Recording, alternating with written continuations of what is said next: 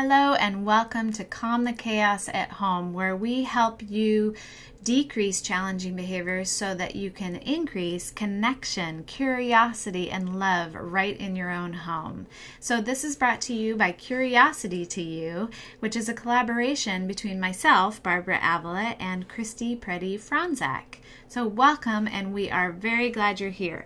Today we're going to talk about the child who refuses. So we call this child Refusal Ryo. And we have a companion series for teachers that has the same names. So you can also find Refusal Ryo in that series as well. But this one is just for you, for parents, for loved ones who are caring for a child at home that refuses. So refusal can be a sign that your child needs a few things. We're going to talk about those today. One of them that a child may need is a little bit more processing time. So children sometimes who say no actually say no just to get you to slow down and give them a little bit of processing time so then they can say yes. But sadly, often we turn away before that happens. So we're going to talk about other ways that you can give choices and things like that, but you might consider just giving your child a little more time to process the information, and then maybe they'll be able to say yes. So that's one thing that refusal can be a sign of. Another one could be a sign that they need a little bit more confidence boosting. A few more comments about them being able to do something well or take risks, which we'll talk about. And then the last one is that they might need more options. So you providing with a few more options for them to be able to take control where it is acceptable. And we'll talk about that today as well. So developmentally speaking, when children do learn how to say no early in development, it's a new skill for them to learn how to stop something, some input or activities that they don't want to do. And it's really normal. So it's a healthy way for kids to figure out boundaries and learn how to negotiate their surroundings, negotiate the input that comes into them from a sensory standpoint or from just a life standpoint, and what can I control, what can't I control. That's all part of typical development. So if you think about it another way, if your child is overly compliant, which I'm sure you dream of, but if your child is overly compliant, then they're actually not getting that crucial practice that they need for figuring out those boundaries and how to negotiate. They're just learning that, I just am passive and I say yes to everything, which isn't great either. We don't have a talk on that. Maybe we should. But you're here to that probably because your child is saying no and it's gone too far. And so some children may say no even to things that they want or that they typically enjoy. And those are the kids who are actually shutting down new learning that you and I both know could be beneficial for their future as an adult, as a teenager, as an older child.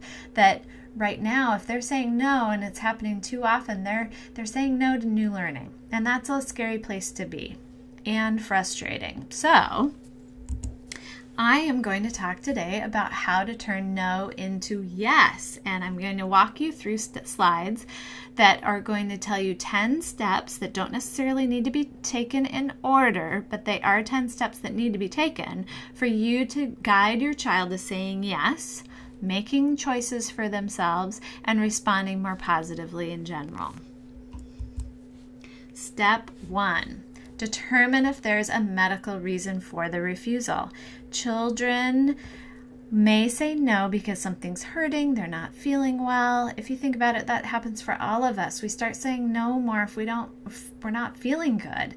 So make sure that you're thinking about medical first. It's something we sometimes forget. We think it'll be more obvious. It might not be. So make sure your child is not saying no because there's a medical reason for it. I can't tell you how many families that I've met with who will say, my child's been refusing everything and challenging behavior is on a rise. And then the next day they call me and say, never mind. They were just not feeling well. They were getting sick and now they're homesick from school or they're homesick, whatever. And then the whole family gets sick, of course, but that's another issue. So anyway, bottom line, always go medical first. Find out if there's a reason. Step 2.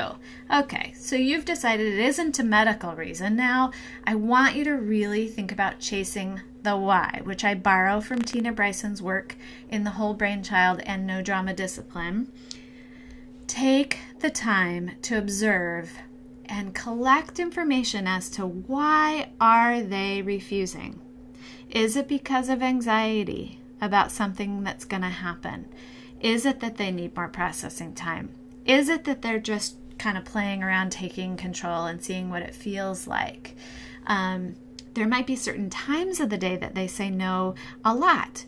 It could be as simple as that maybe you move snack time to be a little bit earlier in the day because they're always saying no 2 hours before dinner and that they're getting hungry. So it really take the time to chase the why and observe and really think about what might be happening. You'll make your own discoveries that way. And if you aren't able to be in a space to observe, I want you to think about how you can be. What's getting in the way of you being able to chase the why? So step 3. This sounds easier said than done, but it also can be quite an easy solution for a child who says no to everything. Bottom line, modify how you're asking it. If you're asking your child to go get do you want to get your shoes on when it's time to go, then you are actually giving them the opportunity to say no. So bottom line, just stop asking yes, no questions. Instead of, do you want to put your shoes on now? You might make it, it's time to put your shoes on. And we'll talk about other things. You can be able to give choices and things like that instead.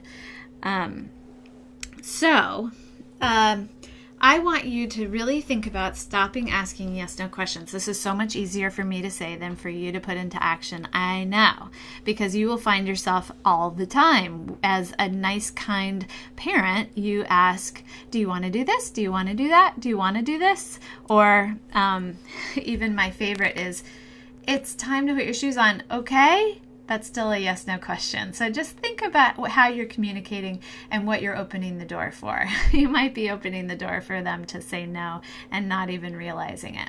They might be taking you a little bit more literally. So step 4, plan for success. So provide practice with success at times when you know it may come up. So you've done the observing and collecting information. So by now you know, right? You know when it's going to happen. Do they do it all the time throughout the entire day? Or do they only do it when you're trying to leave in the morning? Where maybe you practice, like what? You change something, you experiment, and you plan for success. So say it's getting out the door in the morning, which is super common time that people have trouble with kids refusing. And you say, let's go brush your teeth. Not opening it up for a yes, no. You just say, let's go brush your teeth, and they still say no. So you then say, okay, I'm going to provide choices so they can redirect that control. Do you want to brush your teeth in my sink or the kitchen sink or this other sink, whatever? Then you've given that little bit of control. You're planning for them to be successful instead of planning and planning for them to be unsuccessful, which is often what we'll do is, here it comes again and it's going to happen again, rather than planning ahead to experiment with being successful. So this makes sure, this is a biggie. So step 5 should be highlighted or something, because I need you to check in with yourself. Is the behavior of your child refusing triggering something in you that puts you in a position to not be as mindful in that moment to guide your child? Is it triggering you because somebody else in your life says no to you, or that it triggers that you just, you're exhausted and it triggers you because it's just not fast enough and that's what you need right now to be able to get to where you need to go, etc., right? So you need to check in with yourself and figure out, is it triggering you? And then the easiest for me to say is make a plan for yourself to not be triggered. So somehow get yourself in a position that you can be really mindful in the moment that your child is probably going to say no, and you're planning and experimenting with other ways to support them in saying yes or making choices instead. So redirect the need for control. I mentioned this a little bit before, that the need for control isn't a bad thing. It's actually developmentally very appropriate. And we want kids who are going to say no to strangers, for example. I mean, that's a huge fear of families with children with disabilities, of that they'll just go with anybody. So saying no isn't a bad thing, and that drive for control isn't a bad thing. We just want to make sure that it's at the right time and in the right situations. And so let's talk about redirecting that need for control. The way you can do that is, I love the phrase, give choices within non-choices. Write that down if you want to, because what that means is that you are the overall guide to decide what's going to happen next. So the example I gave a minute ago is, it's not a choice as to whether you're going to brush your teeth, but you have a choice as to where it can happen. Are you going to do it in your bathroom, or are you going to do it at the sink, this other sink? The same thing can happen with, it's not a choice to get dressed. Do you want to wear this shirt or this shirt? It's not a choice as to whether you sit down at the table to eat, but you can choose to scoop your own food, or I'll do it for you. So there's lots of ways that you can give control where it is okay, and I really encourage you to do that so that you can help your child really learn that the control and the need for control isn't a bad thing. It's just the time and place. Step 7, encourage your child to take risks. Doesn't that sound funny? So some children who say no are stopping their own learning. Do you remember when I said that? And we want your child to be able to learn to take risks that are manageable and feel safe, but a little risky and challenging, because that's where we all learn. So you can actually get out in front of this by encouraging your child to take risks, again, where it's appropriate, right? So consider making it a routine that you go to the park every day, for example, and there's a playground, and that you help your child take risks on that playground. Not huge risks. I'm not saying to set your child up to get hurt, obviously. What I mean is just a little extra risk than your child might take typically, but in a fun, possible, and challenging manner. And then you're going to celebrate the heck out of it.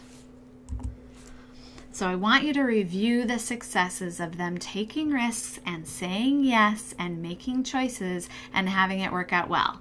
They have a big bank already of saying no and having it stop their learning and having that be the safe choice. You're going to be working on building up that storage of positive memories of saying yes and having it work out well. So lots of families have different ways of doing this. You can do everything from, I had a family who did a Brave book, for example, where it could be just sentences from you that says, I was proud of you when you took this risks, or whatever, or said yes when you did this, and you got ready in the morning really faster than usual because you joined me and made your own choices. It could also just be photos. So say, for example, your child went from saying no every morning and it being a really hard morning, but then there's a morning when they said yes and they made choices for being able to sit down and work with you on putting their shoes on independently and getting out the door. You might consider taking a little picture of their shoes or a picture of them putting on their shoes when they're doing well and putting that in the Brave book, or putting it in the Yes book, or, use your own creativity, but then review it on a regular basis. Some families do it at dinner time, where they take out those memories either in their heads or on their book or whatever, and say, I am so proud of you for saying yes, or joining me when I asked you to for this, this, and this. The more you shift to, those positive intent things, the better. The more success that you're going to have, because kids will feel that. They'll rise to expectations. It's pretty awesome. So, which brings us to assuming positive intent.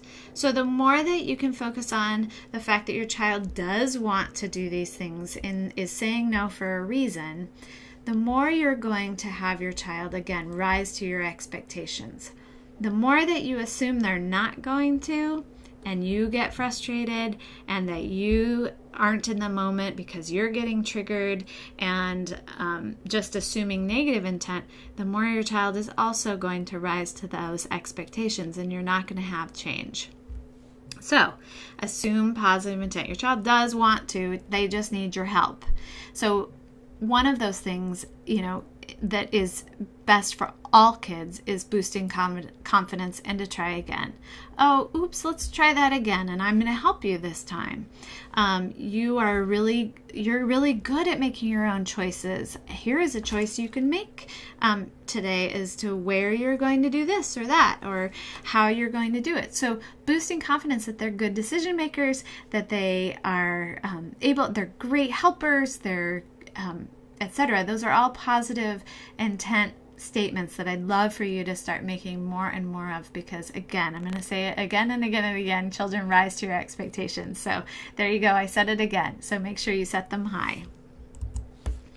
So step 10, practice in multiple settings. So I mentioned habits a little while ago. It takes us, like 30 days to create a true habit that sticks.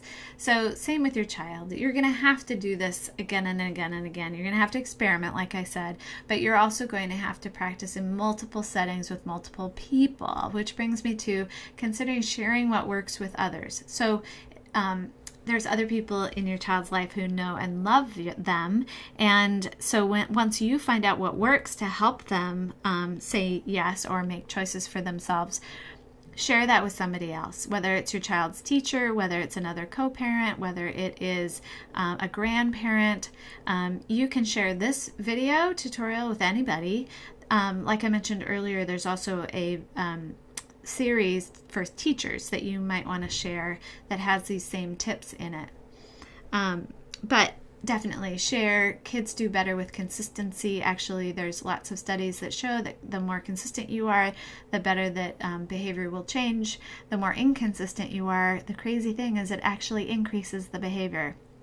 So if there are lots of people in your life who are taking the no and letting that stand and having it be that your child is retreating from that moment again and again and again, that's actually going to increase that behavior of refusal.